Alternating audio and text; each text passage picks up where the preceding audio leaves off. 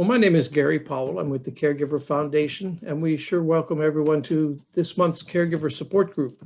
We're really happy to have Representative Gregg Takayama with us today. He's serving District 34, and that consists of Pearl City, Waimalu, Pacific Palisades communities, kind of where I live. He's lived there for several decades with his wife, Linda Chu Takayama, and raised 3 girls. He's a product of our public school system and a graduate of the University of Hawaii at Manoa. He has a degree in journalism and is a former award-winning journalist who previously worked at KHON TV as a news reporter for 8 years. Currently, Representative Takayama serves as the chair of the House Higher Education and Technology Committee. In addition, he is the House co-convener of the Kupuna Caucus, which includes legislatures, government agencies that oversee senior programs, and community stakeholders. So Representative, we're delighted to have you with us this evening. Aloha. Thank you very much, Gary. I'm happy to know that you're a nearby resident, and always happy to have people from Pearl City in communication with me. I'm so happy to join your group this afternoon, and I'll talk as often and as long as you'd like to have me here. But I'm more than happy to talk about the issue of caregiving in particular and the Kupuna Caucus. The Kupuna Caucus you mentioned is a very active group that meets the first Friday afternoon of every month. It actually began about 20 years ago with under the leadership of then Senator Suzanne Chun Oakland. And we were actually the first state to have something like the Kupuna Caucus to serve as a legislative forum for senior and elderly issues. You mentioned, Gary, it is comprised of legislators as well as government agencies that deal with senior services, and also nonprofit groups, Alzheimer's Association, AARP, University of Hawaii, to name a few, all organizations and people with an interest in serving our seniors. I will be modest, but I do think that it's one of the more successful caucuses that we have at the Hawaii State Legislature. Every year we are able to prioritize top issues for seniors, and in a minute I'll talk to you about, I'll describe 2 of the laws that got enacted this past session that were top priorities for the Kupuna Caucus. And on the issue of family caregivers that you very eloquently described the problems that our caregivers face. I personally got involved in the Kupuna issues because my own dad passed away from after suffering from dementia. He first sustained dementia maybe early 2000. This was prior to the establishment of groups like the Caregiver Support Group and Alzheimer's Association and others. My brother, who had recently retired as a school teacher, fortunately was able to be the primary caregiver to my dad.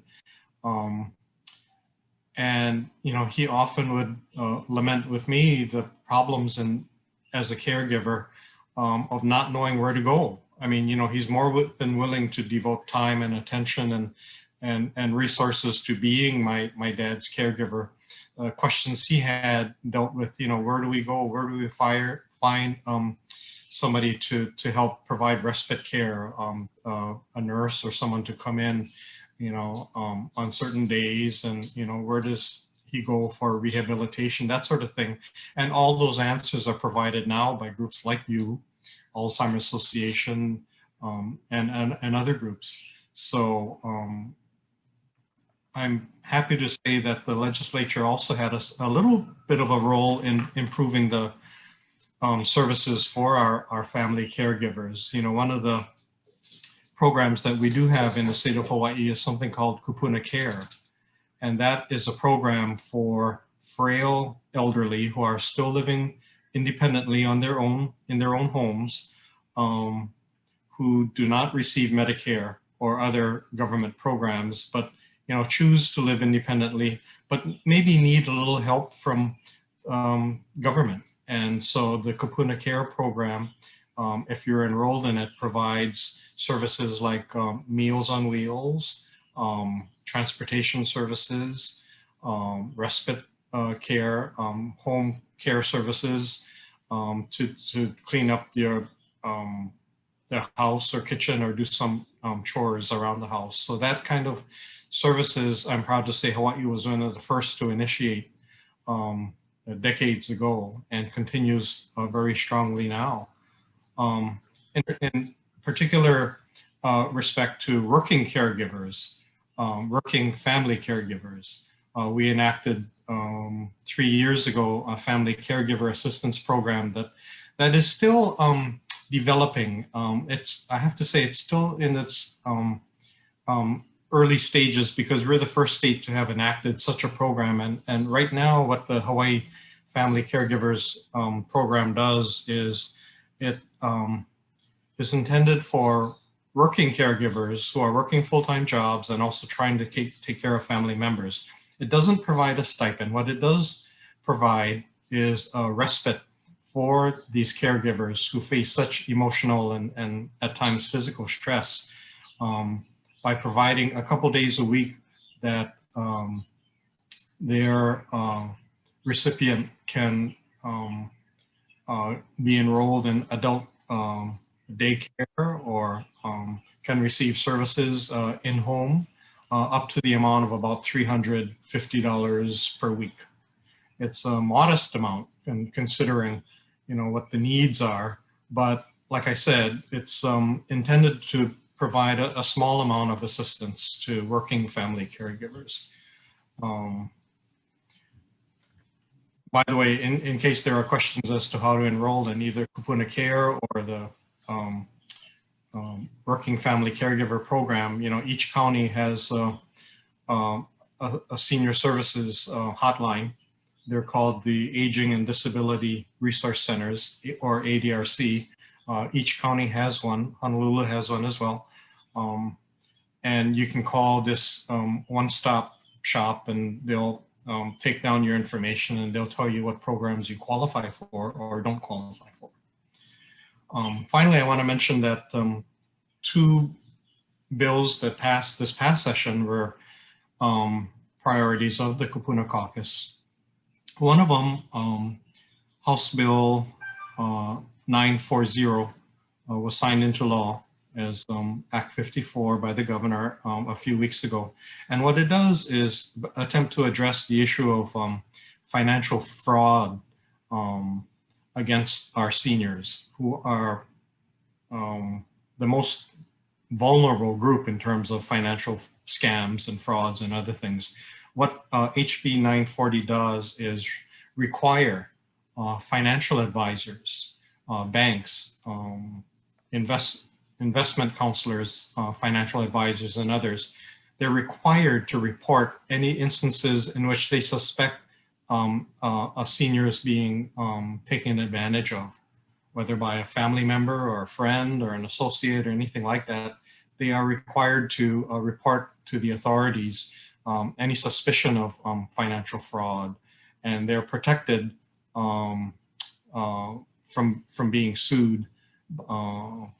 And so this is intended to encourage financial service agencies and counselors to report such instances of financial fraud. Second bill that we passed into law and was signed by the governor was House Bill 490, and it deals with actual crimes against seniors. What it does 2 things. One is that it standardizes the definition of a senior citizen as anyone over the age of 60. Right now, our criminal laws define seniors in a number of ways. Some define them as 62, some 64. This standardizes it at age 60. And what it does is say that if you committed a crime against a senior, knowing that the person you picked on was a senior, whether it's an assault or a robbery or an assault, you are liable for extended sentences when you are sentenced or convicted and sentenced. In other words, if you were normally committing a misdemeanor crime against a senior, it could be elevated to a felony, and with consequences of more time in prison, higher fine, and such. And so this was passed, actually, this was initiated at the request of Maui prosecutor's office. About 3 years ago, they had conducted a series of open forums with the senior citizen groups on Maui, and they came up with the idea as one of the top priority needs of seniors. Seniors, are obviously the most vulnerable group, and what we saw during the past COVID crisis was everybody stayed at home, and so crimes went down. Fewer burglaries, fewer thefts, fewer home invasions. But now, family members are going back to work, students are going back to school, and who's going to be left at home? Seniors. And they're the most vulnerable, as I said, to home invasions, to going alone to the grocery store to do family shopping. What we want to try and alleviate are assaults and robberies and thefts that are aimed against seniors. And so that, as I said, has been signed into law as Act 147. And with that, I'm rambled probably on long enough. So I'm happy to open up to questions. And like I said, I'm more than happy to answer anything you might have. All right. Thank you very much, Representative Takayama. And to all, my name is Leanne Briggs, and I'll be doing the Q&A. So there's a question related to Act 54. Or actually to both. So the question is, reporting a suspect case to Adult Protective Services rarely results in an investigation, and even less often an actual case being opened. How do we manage that aspect more effectively? So this would be the post-reporting stage into investigation and then some action being taken. That's a great question, and I thank you for that, Leanne. In each of the prosecutor's office, there is a special unit devoted to crimes against seniors. Honolulu prosecutor's office does have one as well. It's a very active unit. I would encourage reporting of any suspected assaults or crimes against seniors to the prosecutor's office, specifically at that office, because that is what they do. Gary Spillina is in charge of the Honolulu prosecutor's office senior crimes unit, and he is very active in actually investigating, and he actually also is a regular member of our Kapuna Caucus meetings once a month. So I don't know if that answers the question. One of the things I forgot to mention is that the new law also makes it easier to prosecute people for crimes against the elderly. We already have in existence for a number of years a law that provides enhanced penalties for those who pick on seniors. Unfortunately, it hasn't actually been useful because it required up till now that the prosecutors prove that the offender knew the victim was elderly, was over the age of 60 or 65 or whatever. This new law simply, and the standard of proof was so difficult to meet that prosecutors rarely, if any, ever was able to nail an offender for a crime against elderly. What the new law does is it lowers the standard. It just requires that the offender have reasonable cause to believe that the offender was a senior citizen, whether it means that the person had, gray hair or walked with a cane or anything like that. The prosecutor just needs to show that a reasonable person should have known that this person was elderly. Hopefully the lowered standard results in more convictions for crimes against elderly. Mhm. Those finer details are really good for us caregivers to know. Going back to Act 54, I was wondering, either from testimony or from your personal knowledge, can you give some examples when a family member or somebody close might be committing some kind of fraud, and then how the financial advisor would then pick up on that?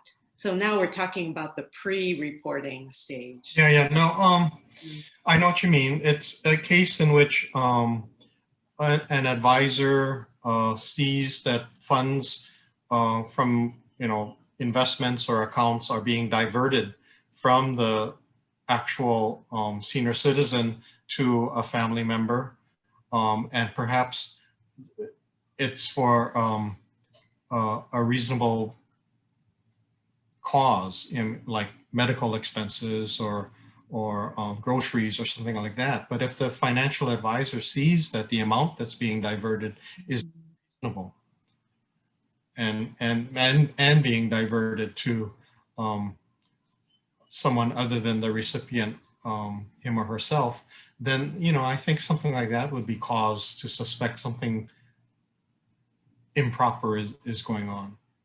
Mm-hmm. And to what agency would the financial advisor then be making the report? To the prosecutor's office or police. I might say that this financial fraud reporting law is something that more than a dozen other states have already adopted. It's kind of a model law that has been in use in other states and found to be useful. Mm-hmm. And then you said that the financial advisor does receive protections. Yes, they have immunity from being sued. Uh-huh. Oh, outstanding. For in other words, they become a registered reporter, just like doctors are required to, or nurses are required to report suspected child abuse. They are protected as well. Yes, and going back, Gary, did you want to ask something? Just to illustrate how difficult this situation is, I was speaking with a bank manager in Honolulu, near Waikiki, recently, who sees cases that she is almost certain is either undue influence or outright fraud. And under the current rules that they follow, those cases are referred to APS, Adult Protective Service, who then is supposed to reach out to the prosecutor's office and coordinate. That seems to be an area that there's a great void between the two offices, and not intentionally. I think it's more a matter of personnel than anything else, but I see a lot of the fraud that doesn't break the law. It doesn't go quite far enough, to actually violate a statute. And sometimes family members, and even financial advisors, they're not quite sure how far they need to go. How bad does it have to be? Is it just a suspicion? And who makes that call? A lot of families are in court because a family member will have accused one of them of something dealing with finance, and it has blown up into an actual civil case, rarely a criminal case, but most often a civil case.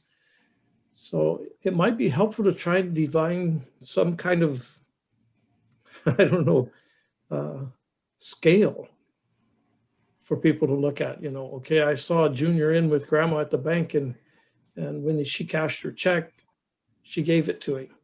Okay, is that an intentional gift? Did she want to do that?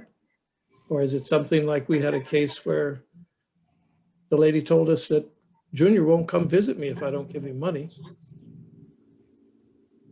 Mhm. We were able to step in and convince Junior that that was not a healthy thing for him to do. Mhm. So we, were able to, just with the family, resolve that. But there's a lot of that level of financial abuse going on. That's very hard to identify.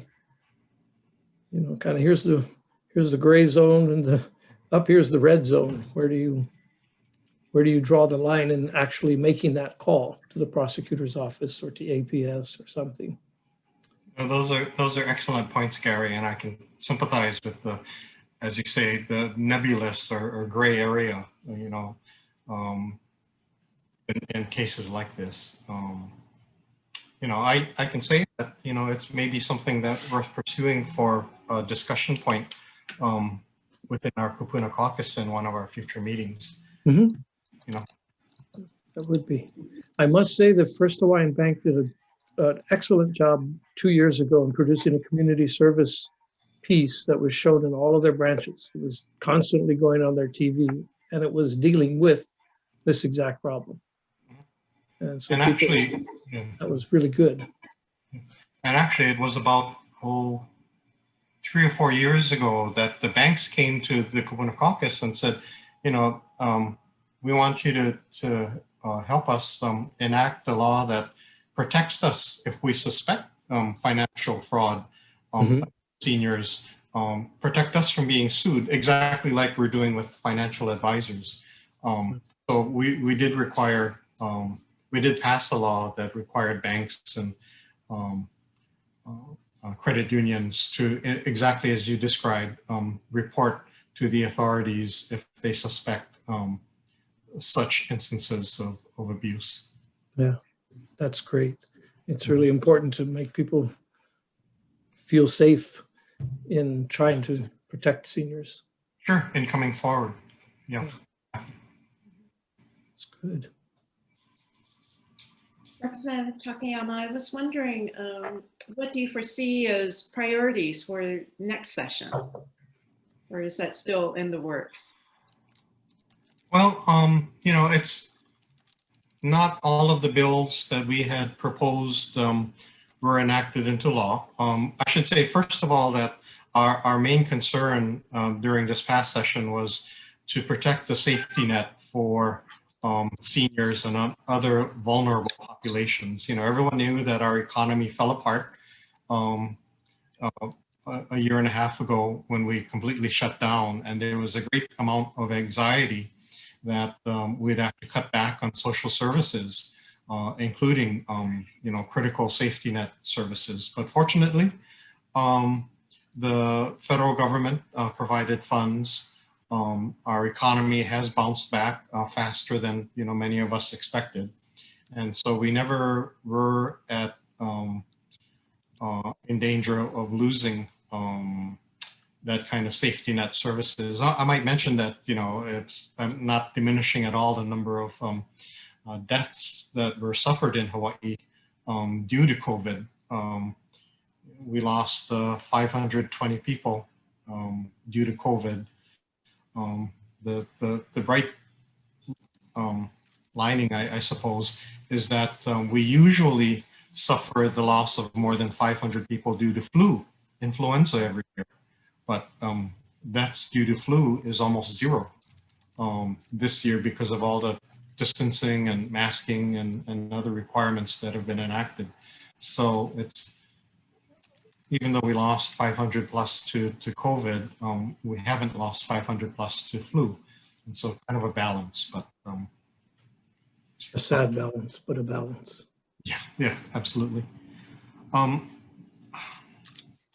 I think what we'd be looking for in the coming session is an effort to strengthen our family working caregiver program to maybe provide more value in terms of the services that can be provided to for working caregivers to assist in their tasks. That's one of the areas that we'd like to improve upon. Okay, we have a, Can you hear me? Oh, can you hear me? Yes. Oh, okay, I had a signal that my internet was unstable. There's a question in the chat about the Meals on Wheels program. And we have heard that the North Shore is sometimes in need. And so this brings up the broader question, not only Meals on Wheels, but how can we ensure that all areas of the island and the state, for that matter, receive funding and services for seniors? Yeah, the Meals on Wheels program, along with most other senior services, are provided by the City and County of Honolulu under contract with the County Office on Elderly Affairs. It's funded by the state, but actually administered by each county. So that question should probably be addressed to the County Office on Aging. I do know that there are strict requirements in terms of expectations whenever they sign a contract with Meals on Wheels or whatever organization delivers the meals. So yeah, I wasn't aware of a problem existing on the North Shore. Oh, right. If anything, I know that during the COVID pandemic, they actually had a shortage of deliverers to provide Meals on Wheels, and hopefully that's been alleviated. All right, thank you. And we have a question about COVID and the Delta variant. There's a serious increase in cases of COVID-19 with the Delta variant. We're trying to keep businesses open. And the question is, at what point does the situation become too critical to maintain this openness? And I would imagine that's business and tourism too.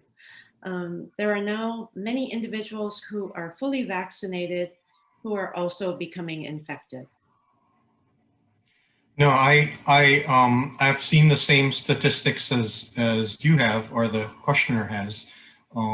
Fortunately, those same studies show that those who are vaccinated, even though they may contract the variant, rarely does it result in serious illness or hospitalization. So in that respect, the current numbers are alarming. They're in the triple digits for here in Hawaii in the past week or so. But the main issue is still, as I see it,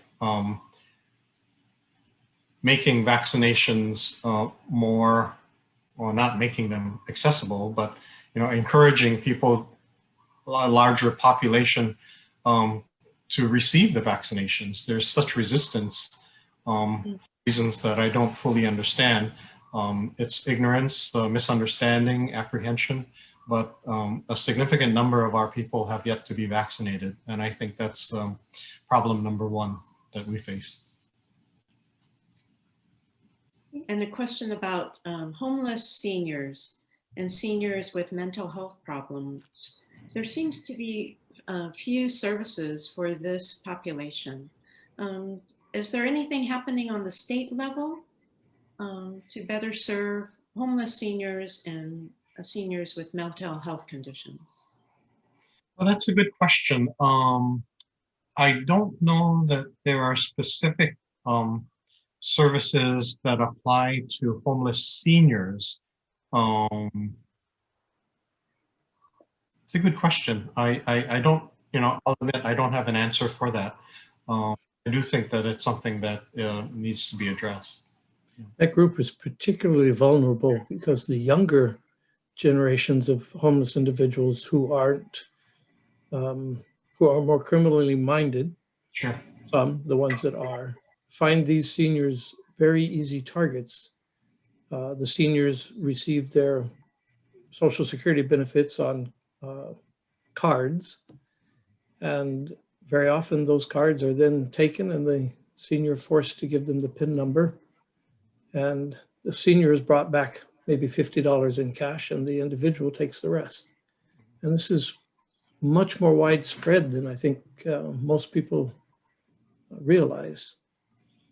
No, that's an excellent point. And yeah, I do see that as a big problem. Yes. Mhm.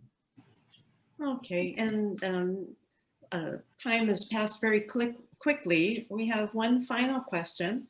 And for us as ordinary citizens, and we hear about some issue, are you open to us contacting your office or our own legislators? You know, how does that individual advocacy happen?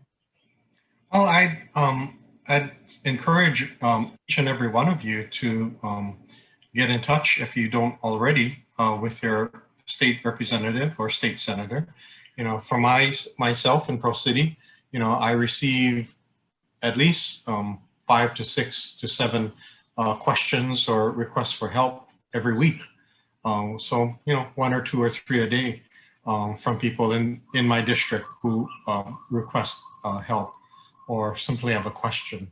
On most issues that require follow-up, you know, we'll refer the caller, if he or she is not a resident of my district, we'll refer them to their appropriate legislator for follow-up help if required.